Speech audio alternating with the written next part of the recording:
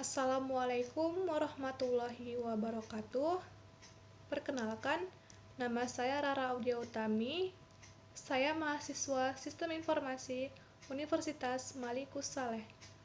Pada kesempatan kali ini, saya akan menjelaskan mengenai teknologi internet dan web. Untuk mengetahui lebih lanjut, maka simak video selanjutnya.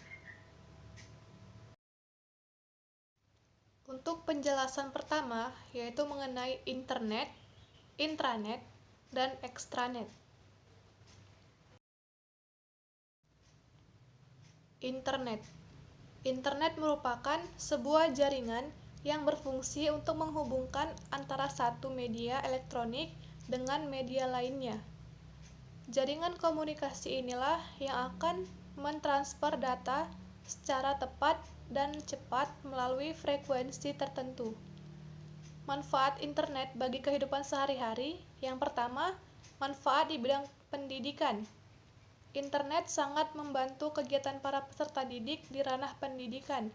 Ada banyak hal yang bisa didapatkan melalui internet sebagai sarana belajar. Setiap anak atau siswa dapat mengakses jutaan informasi melalui internet, sehingga sangat membantu mereka dalam mempertimbangkan dan mengembangkan pengetahuan yang dimiliki. Yang kedua, manfaat di bidang kesehatan.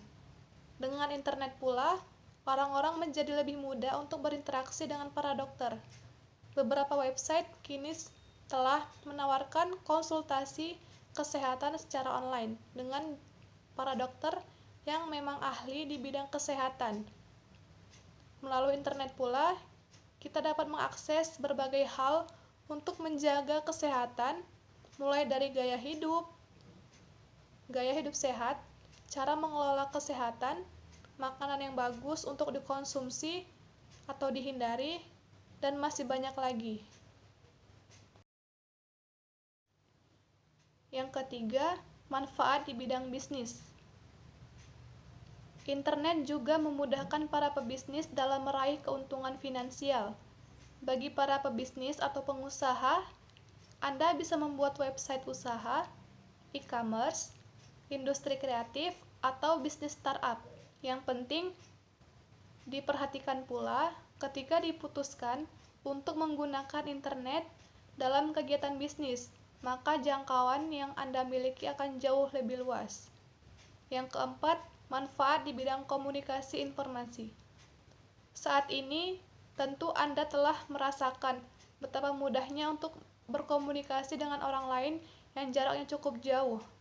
Komunikasi, baik melalui audio, visual, maupun audiovisual, saat ini amat mudah dilakukan. Anda bisa melihat dan mengetahui keadaan orang lain yang jauh dari jangkauan.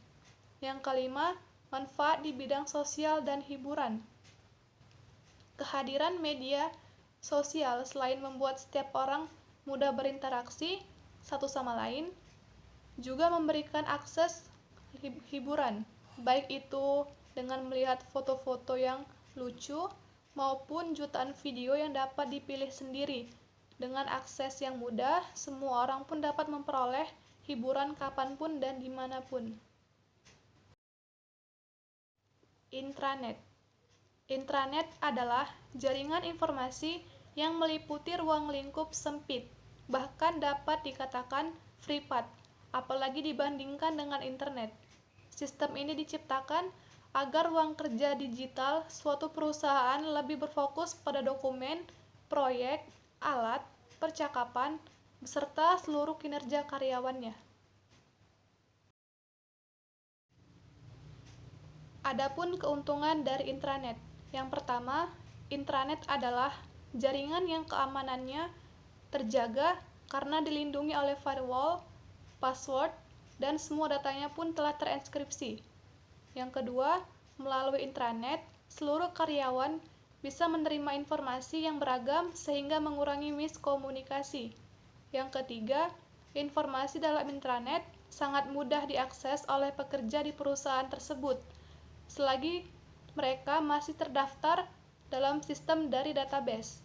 Yang keempat, membantu perusahaan untuk mendapatkan sekaligus menanggapi keluhan dari konsumen. Di samping dari keuntungan intranet, ternyata intranet memiliki kelemahan juga, seperti kemudahan dalam mengirim pesan antar pengguna menyebabkan timbulnya potensi overload. Yang kedua, butuh pelatihan bagi para pengguna intranet agar koordinasi bisa berjalan lancar. Yang ketiga, pengembangan intranet perusahaan cukup aktif dan memerlukan penanganan khusus sehingga butuh tenaga ahli untuk memantaunya. Extranet. Extranet adalah jaringan pribadi yang menggunakan protokol internet dan sistem telekomunikasi publik untuk membagi sebagian informasi bisnis atau operasi secara aman kepada penyalur atau supplier, penjual atau vendor, mitra atau partner, pelanggan, dan lain-lain. Extranet dapat juga diartikan sebagai intranet, sebuah perusahaan yang dilebarkan bagi pengguna di luar perusahaan.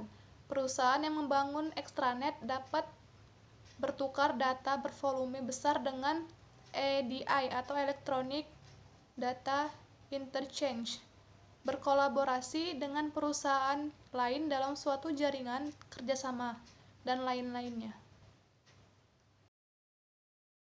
Penjelasan yang kedua yaitu tentang arsitektur dasar jaringan. Arsitektur jaringan. Arsitektur jaringan dapat diartikan sebagai rancangan arus komunikasi media elektronik. Arsitektur jaringan merupakan sebuah himpunan layar atau lapisan dan protokol, di mana layar bertujuan memberi layanan ke layar yang ada di atasnya. Pembagian dasar arsitektur jaringan terbagi tiga. Yang pertama adalah LAN atau Local Area Network, 2. MAN, Metropolitan Area Network, dan yang ketiga ada WAN atau Wide Area Network. Penjelasan mengenai pembagian dasar arsitektur jaringan. Yang pertama ada WAN atau Wide Area Network. WAN merupakan jaringan yang lebih luas dibandingkan dengan MAN dan LAN.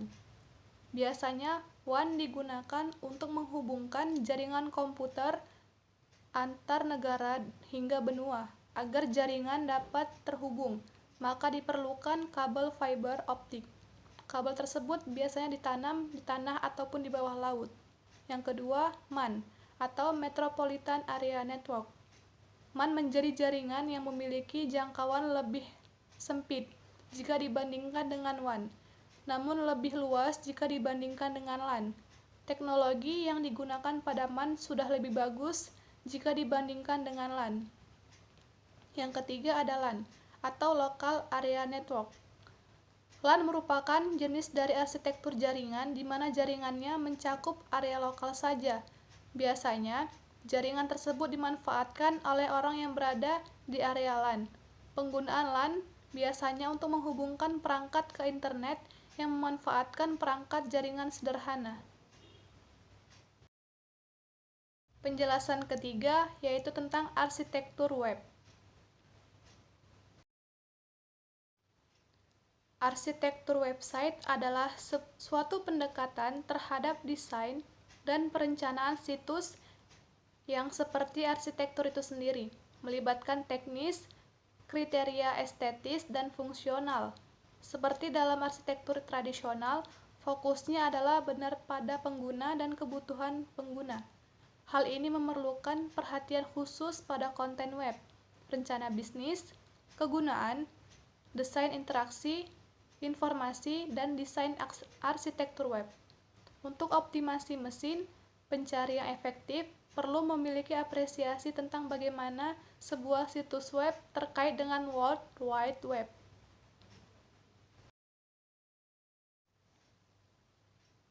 Bagian dari arsitektur website. Yang pertama ada www atau World Wide Web. www merupakan kumpulan web server dari seluruh dunia yang berfungsi menyediakan data dan informasi untuk dapat digunakan bersama. www atau biasa disebut sebagai website adalah bagian yang paling menarik dari internet. Melalui website, dapat mengakses informasi-informasi yang tidak hanya berupa teks, tetapi juga bisa berupa gambar, suara, video, dan animasi. Yang kedua ada Hypertext Transfer Protocol atau HTTP. HTTP adalah sebuah protokol jaringan lapisan aplikasi yang digunakan untuk sistem informasi terdistribusi, kolaboratif, dan menggunakan hipermedia. Penggunaannya banyak pada pengambilan sumber daya yang saling terhubung dengan tautan, yang disebut dengan dokumen hypertext, yang kemudian membentuk World Wide Web pada tahun 1990 oleh fisikawan Inggris Thorne Berners-Lee.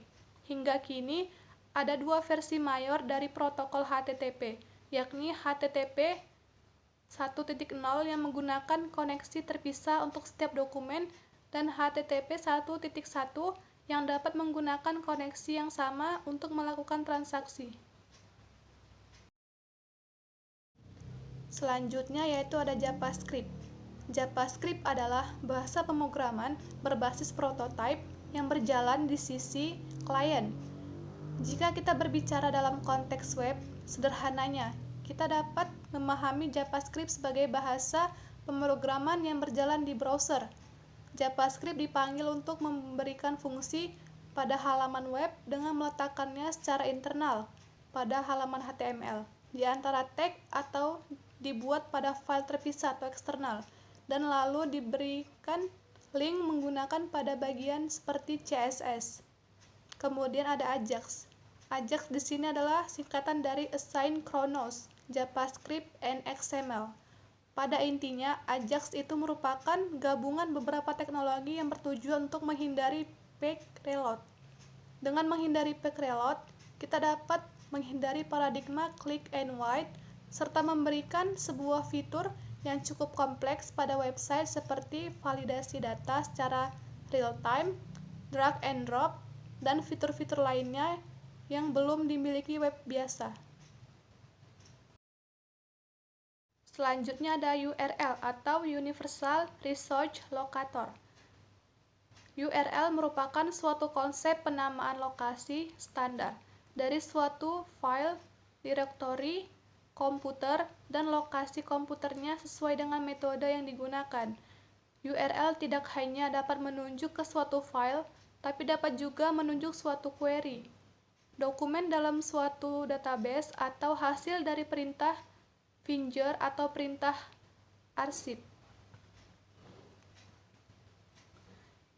Selanjutnya ada XML atau Extensible Markup Language. XML merupakan bahasa web turunan dari HTML atau Standard Generalist Markup Language yang ada sebelumnya. XML hampir sama dengan HTML, di mana keduanya sama-sama turunan dari HTML. Teknologi XML dikembangkan melalui tahun 1966 dan mendapatkan pengakuan dari World Wide Web Consortium atau W3C pada bulan Februari 1998. Penjelasan yang keempat yaitu teknologi pendukung web. Pada dasarnya, web service terdiri dari 4 teknologi pendukung. Yang pertama, ada SOAP atau Simple Object Access Protocol. Yang kedua ada REST, yaitu Representational State Transfer. Yang ketiga ada WSDL atau Web Service Definition Language. Yang keempat ada WDDX atau Web Distribute Data Exchange. Penjelasan mengenai 4 teknologi pendukung web. Yang pertama ada SOAP. SOAP merupakan sebuah protokol standar untuk saling bertukar informasi antar aplikasi. Singkatnya, ini merupakan protokol yang memungkinkan terjadinya pertukaran pesan terstruktur dengan format XML antar aplikasi. Yang kedua ada REST. REST merupakan arsitektur dari sebuah sistem yang terstandarisasi antar sistem komputer. Dengan teknologi ini, maka memungkinkan antar sistem tersebut bisa saling berkomunikasi. Yang ketiga ada WSDL. WSDL merupakan sebuah file dengan format XML yang fungsi utamanya adalah menjelaskan pada sisi klien apa saja isi dari sebuah website. Yang keempat ada WDDX. WDDX merupakan teknologi yang digunakan pada web service. Dengan menggunakan teknologi ini, maka memungkinkan pertukaran data antar aplikasi berbasis website. Cara kerja web service. Cara kerja web service menggunakan beberapa teknologi pendukung seperti SOAP, REST, WSDL, WDDX, dan protokol standar terbuka seperti HTTP, FTP, atau SMTP. Pada umumnya, pesan dari klien dikirim dalam format SOAP atau REST. SOAP dan REST ini ibarat sebuah amplop yang memuat pesan berupa dokumen XML yang ditransfer di dalam jaringan melalui protokol-protokol standar semacam HTTP. Sedangkan service atau respon dari server ke klien dipresentasikan web service dengan format XML, JSON, HTML, CSS, JS, atau format lainnya, tetapi umumnya dalam bentuk teks format XML, HTML, dan JSON.